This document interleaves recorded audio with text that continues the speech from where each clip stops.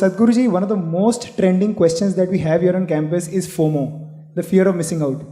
we have the fear of missing out on activities, we have the fear of missing out on our placements, we have the fear of missing out on anything whatsoever under the roof. So, Sadhguruji, I have a question for you here, is when do we realize that it's the end? We have to stop this, and this should not influence our decision making. I think a lot of our community would resonate to this question, and we want your perspective on this, sir. See, fear of missing out. Let's look at life little beyond… Your stay in the educational institution is only a transition, only to equip yourself for something you have come. You have not come to an educational institution as a destination. It's a packaging place to package you nicely so that you can You package pretty well today, though. Thank you, sir. So, not making a commentary on education, but how we go through it. About missing out, the fear of missing out. First of all, fear. Let's address fear before we address missing out.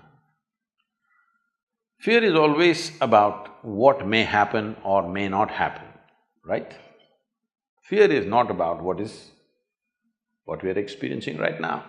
What will happen is always the fear. Or in other words, your fear is about something which is not yet. Your fear is about something which does not exist. This is all management people. If there were somebody from a psychiatry department, you could have asked them, if I have fear about something that does not exist, what is my condition? They would have a title for you.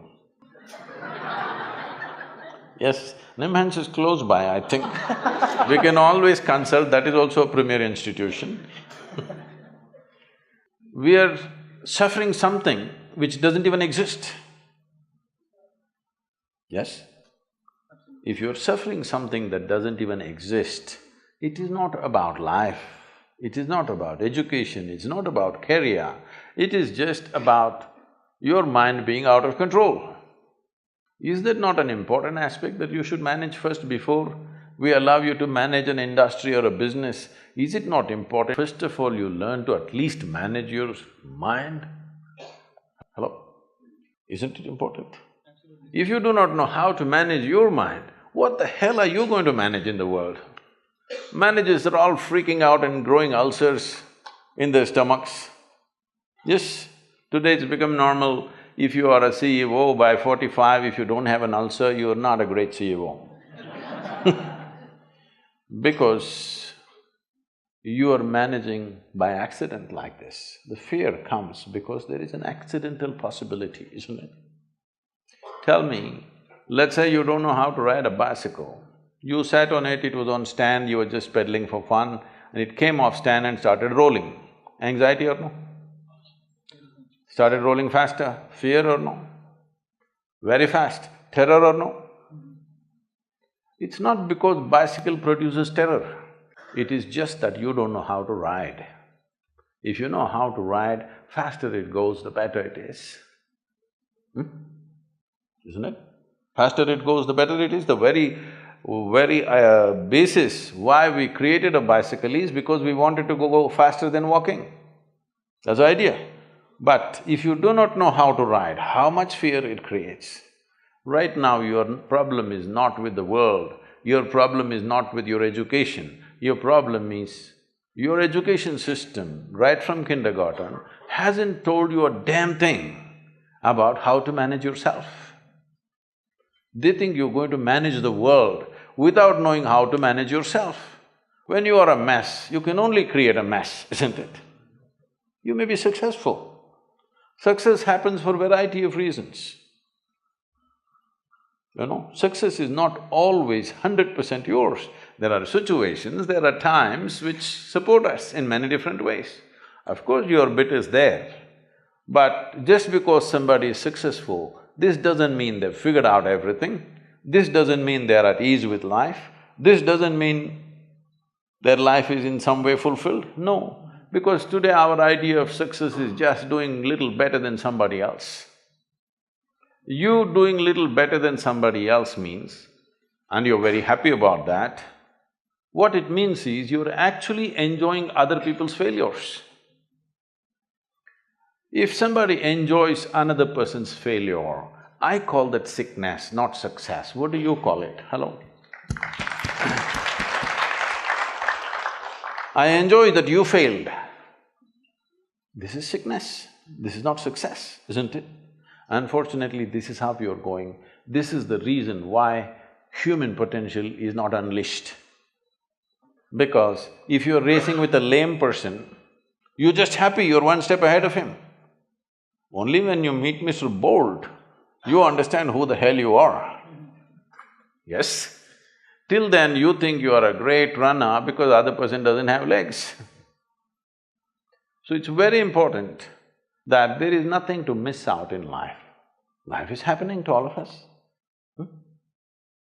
Question is only, if I miss this party, am I missing out something?